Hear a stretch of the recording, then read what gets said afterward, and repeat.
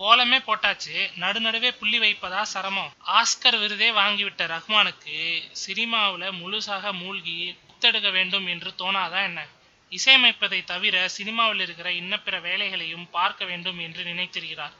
அதற்குள்ள அந்த செய்தி மீடியாவில் கசிந்து அவர் படம் தயாரிக்கப் போகிறார் என்று பரப்ப ஆரம்பித்து விட்டார்கள். மேகத்திற்குள் ஒளிந்த முழுமதி போல அந்த செய்திக்குள் ஒளிந்திருந்தது டைரக்ஷன். உலகமே வியந்து நோக்கும் ஒரு தமிழன் தன் காலடியை வைக்கும் போது எவ்வளவு கவனமாக வைப்பாரு, அப்படிதான் வைத்திருக்கிறார் ரஹ்மான்.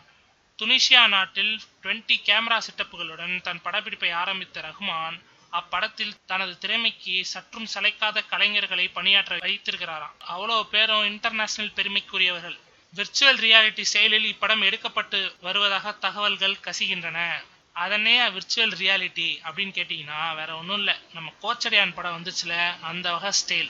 ரஜினி நடிச்சாக, தீபிகா படுகோன் நடிச்சாக, சரத்குமார் நடிச்சாக, சுமனண்ணா நடிச்சாக என்று வரிசைப்படுத்தப்பட்ட அந்த படத்தில் வந்த பொம்மைகள் வருஷ கணக்கில் விழுந்து விழுந்து சிரிக்க வைத்த கொடுமையை மறுபடியும் அனுபவிக்க வேண்டுமா என்று கண்ணை கசக்காதீங்க மகாஜனங்களே. ரஹ்மான் இயக்கும் படத்தில் அப்படியெல்லாம் அபத்தம் இருக்காது என்று நம்பலாம், நம்பிதான் ஆகணும்.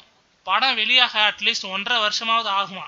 அதுவரையும் ஏஆர் ரஹ்மான் புதுப்படங்களுக்கு இசையமைக்க மாட்டார் என்பது ஒரு யூகம்தான்.